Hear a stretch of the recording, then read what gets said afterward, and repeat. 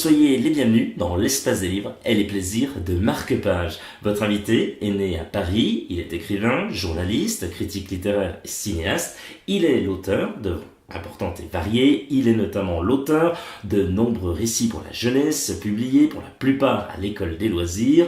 Après une enfance en banlieue parisienne, il débute sans diplôme dans le cinéma comme acteur puis comme monteur.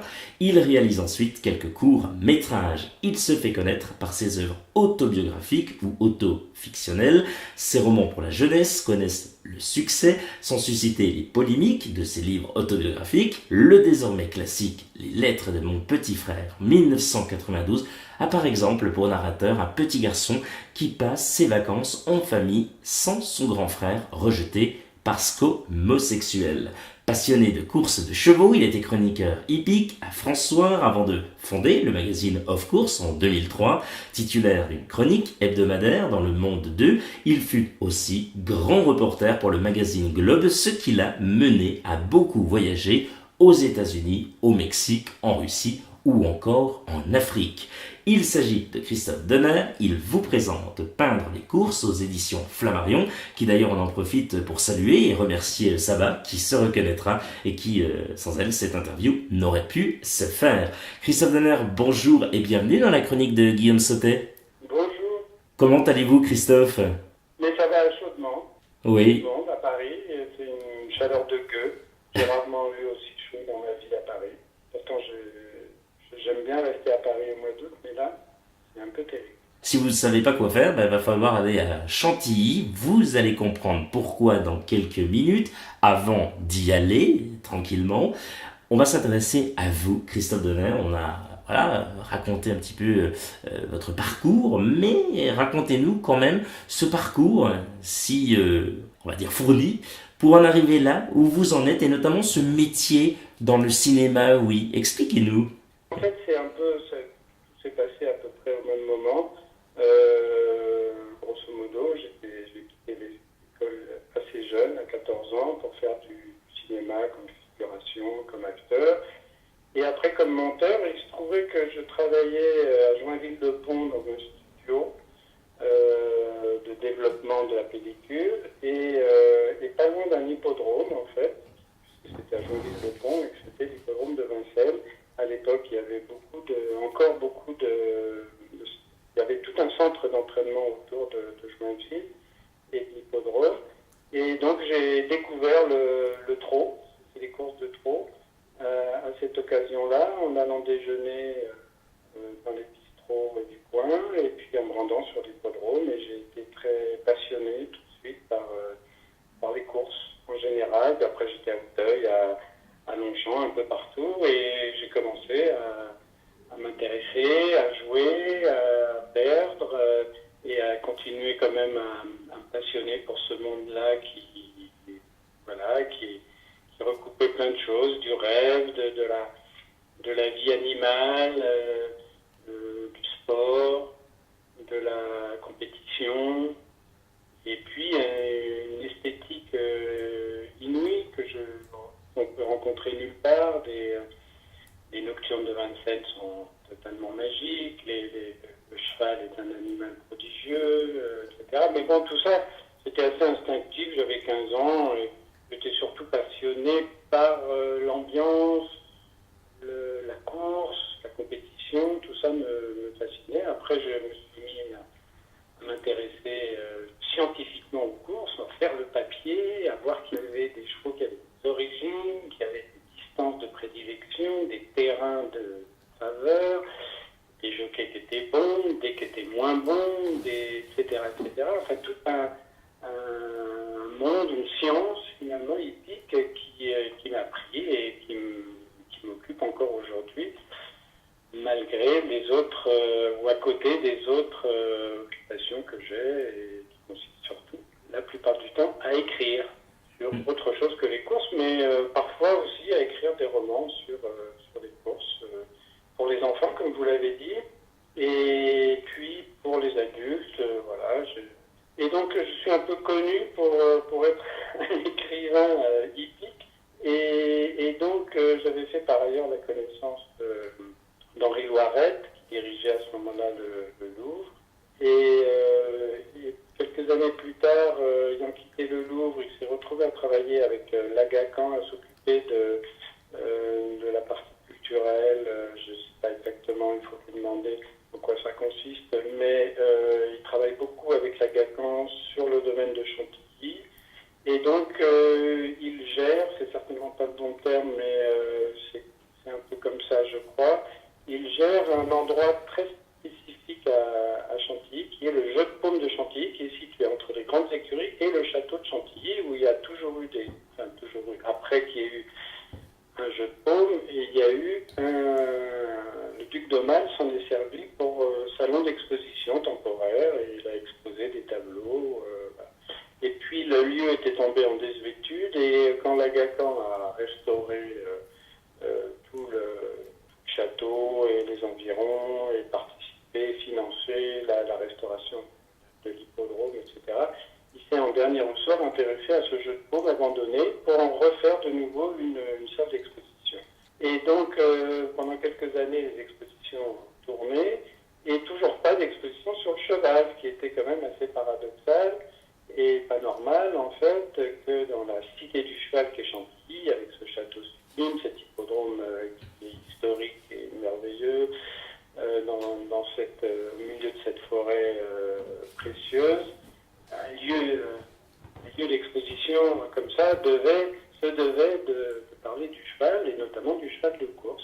Et Henri Loiret a bien eu conscience de ça, et se souvenant des discussions qu'on avait eues, il m'a confié l'étude d'un projet sur une exposition, ce que j'ai fait volontiers avec lui.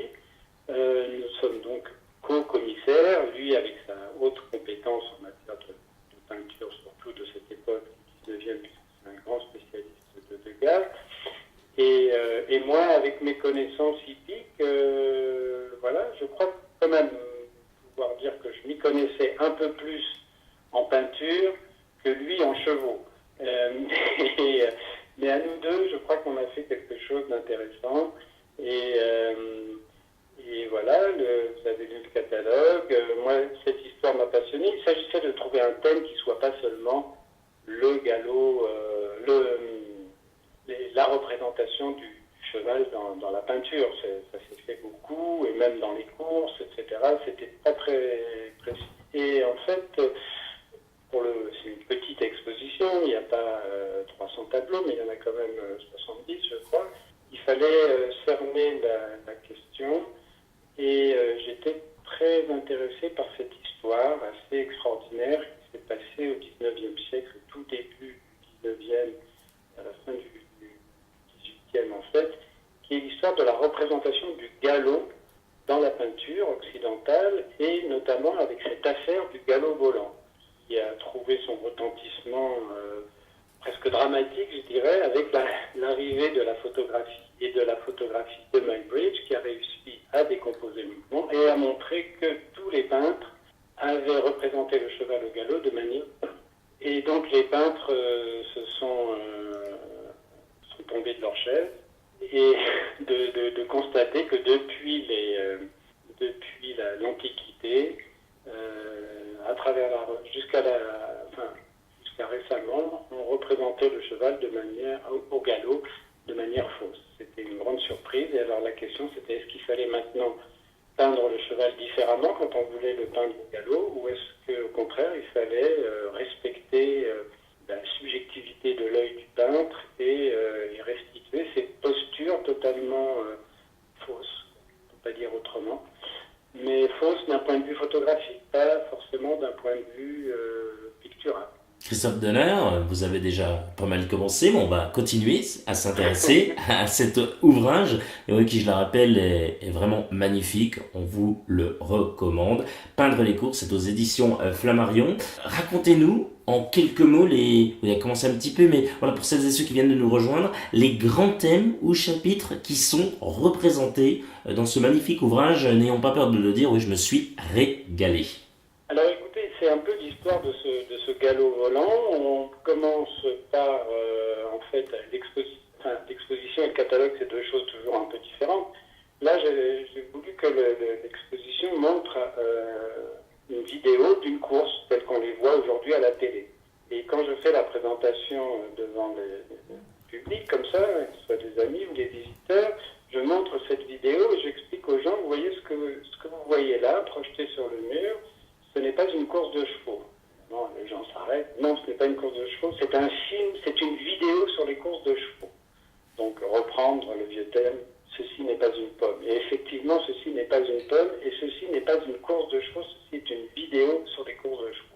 Et dans les vidéos sur les courses de chevaux, est-ce que c'est une course? Non. Et en fait, cette question de la différence entre le réel et le peint, et la peinture, elle est dans la représentation du cheval au galop, dans la peinture, encore plus au galop que quand il est à l'arrêt.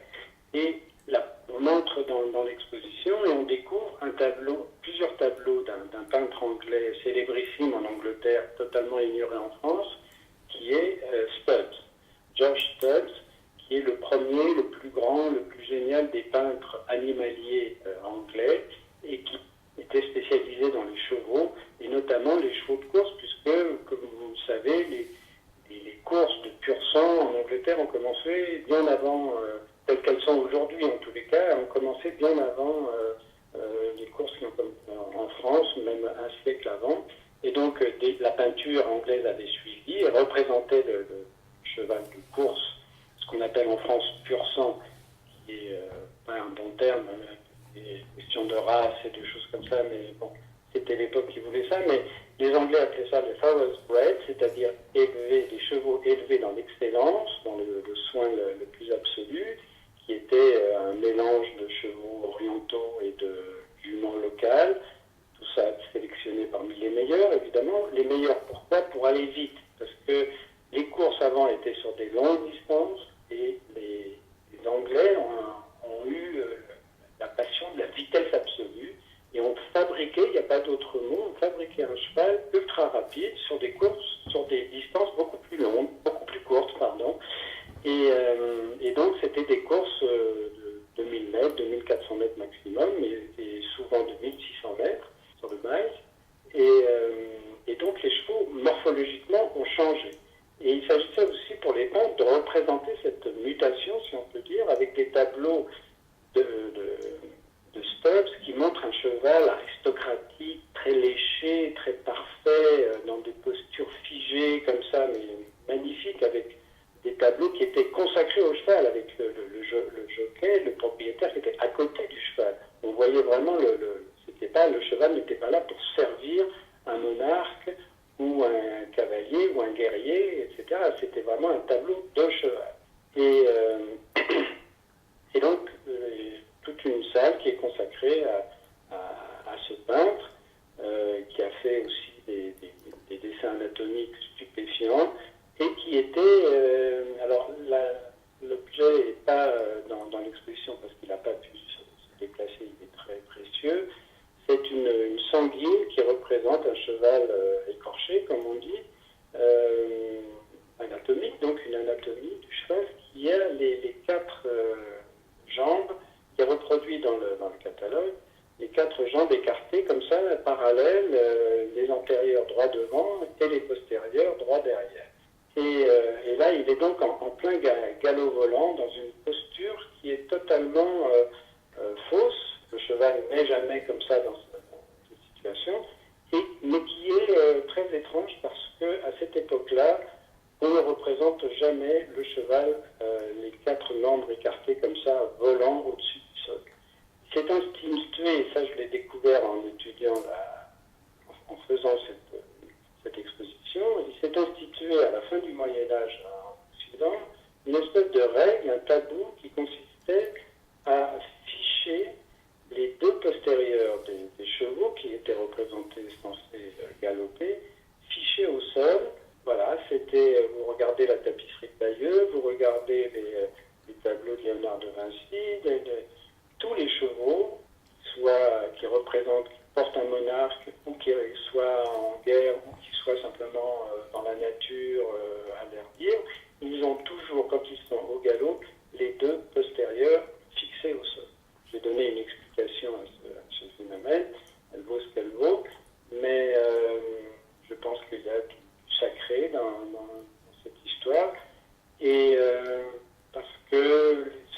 chevaux qui volent, au cours de la Renaissance et après, ce sont des chevaux mythologiques, c'est Icare. Et pourquoi donc les autres chevaux ne volent pas? Parce que s'ils volaient, à ce moment-là, ça voudrait dire que le cavalier est aussi un dieu, comme le cheval.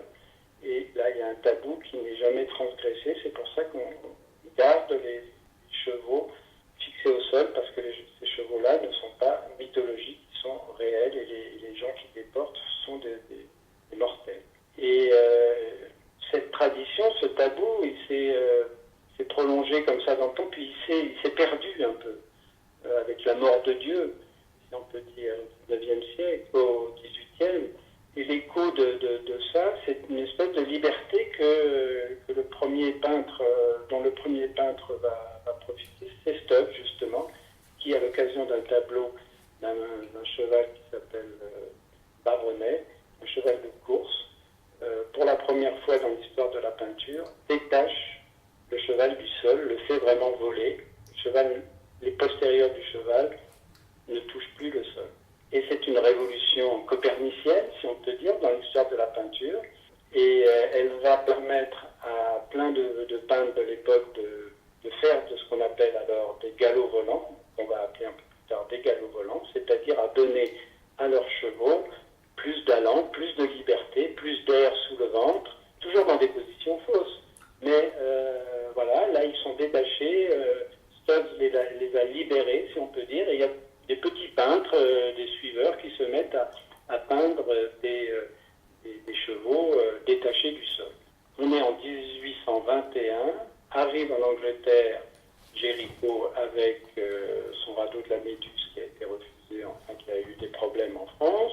Il fait un grand succès, il fait un tabac à Londres avec l'exposition de ce tableau géant que tout le monde connaît. Il devient assez riche, il passe du bon temps en Angleterre, il va aux courses et il découvre à Epsom les courses de chevaux, le derby, et il en est fou. C'est un homme de cheval, Géricault, il aime beaucoup les chevaux, il monte lui-même, et il a peint déjà beaucoup de chevaux. Et là, il découvre une race à part, des chevaux très fins, très rapides, stupéfiants, un public qui n'est absolument pas en France, populaire, enthousiaste, des milliers de personnes sur l'hippodrome. Et lui, avec son génie particulier, va transformer toute l'école à ce moment-là qui est en train de se créer après Stubb, et va peindre ce tableau qui est aussi historique, qui lui est dans l'exposition, qui est le derby d'Epsom de 1921, qui n'est en rien d'ailleurs le derby d'Epsom tel qu'il s'est tenu à l'époque avec les chevaux qui ont participé à la course. C'est un tableau générique sur les courses, qui s'appelle le derby, et qui est un pur chef-d'œuvre, et qui est aussi une façon de joindre à la fois le travail de Stubb, la tradition de Stubb, et ça passe à lui, qui est la sauvagerie, l'effort, la sueur, la base. Les chevaux arrivent, c'est les Français c'est la Révolution française qui rentre dans l'aristocratie anglaise, si on peut dire, dans l'aristocratique peinture anglaise, et qui fout la merde, et qui donne de l'énergie aux chevaux, qui les fait voler. Ils volaient déjà, mais là, ils sont dans une puissance et dans un effort que les peintres anglais n'avaient pas, dont les peintres anglais n'avaient pas rendu compte jusqu'à présent avant Géricault.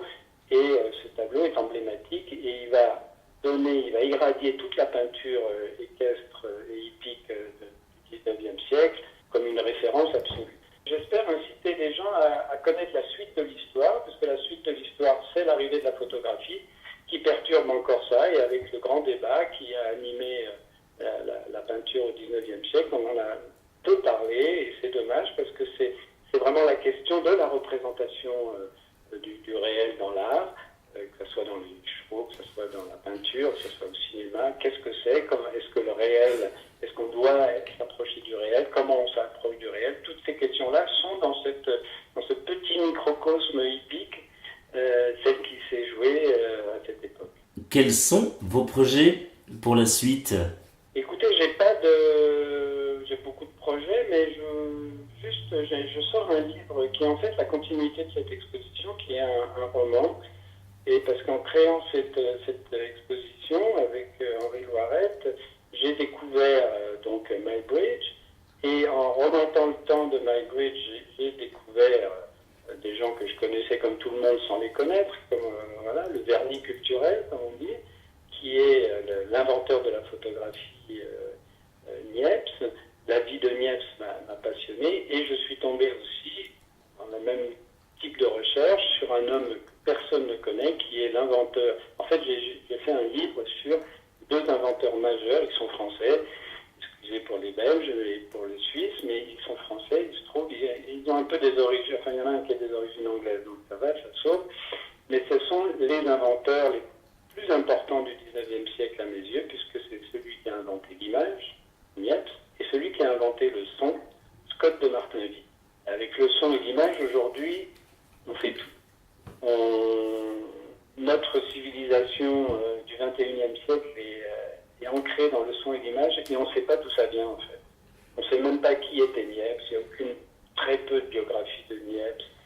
Scott de Martinville est totalement ignoré, et j'ai trouvé ça injuste et évidemment passionnant de rétablir cette injustice et de raconter l'histoire de ces deux hommes qui ont 30 ans d'écart, mais qui ont inventé de la même façon, avec des procédés très semblables, le son, la manière d'enregistrer l'image et la manière d'enregistrer le son. Je ne vous en dis pas plus parce que voilà, c'est assez long. Enfin, c'est un livre qui fait 250 pages, tout à fait honnête, qui sort en septembre chez Grasset et j'en suis très content. Voilà. Eh oui, et c'est juste avant, il y a eu Sexe également, hein, chez l'édition Grasset également, hein. C'est bien cela. Ça, c'était chez Grasset. Ça, c'est ma veine, si on peut dire, autobiographique pure, qui était la suite de L'Innocent, qui raconte ma vie sexuelle, voilà, d'adolescent à il y a quelques années. Enfin, ma vie sexuelle et amoureuse. Christophe Denner, rappelons que vous êtes l'auteur de Peindre les courses aux éditions Flammarion, mais vous n'êtes pas seul, bien entendu. Et on rappelle l'exposition qui se tient au domaine de Chantilly, et ce jusqu'au 14 octobre prochain. Merci d'avoir accepté l'invitation de la chronique de Guillaume Sautet, Christophe. Je vous en prie, c'est un grand plaisir de parler des choses qu'on aime et qu'on veut défendre. Toute l'équipe de l'Espace des Livres et les Plaisirs de Marque-Page vous remercie de votre écoute et vous donne rendez-vous très prochainement pour un nouveau numéro et de nouvelles aventures littéraires. Nous vous souhaitons un très bel été en notre compagnie, on en est sûr. Prenez soin de vous, bonne lecture, salut!